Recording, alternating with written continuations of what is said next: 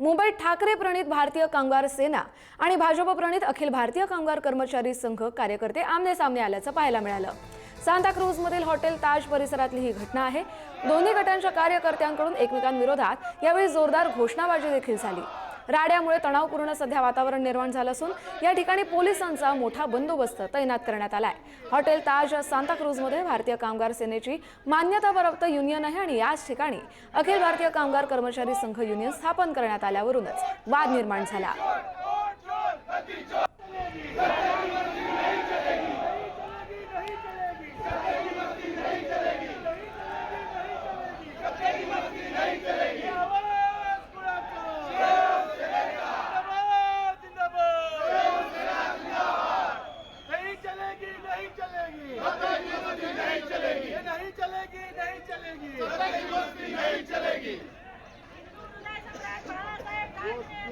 विजय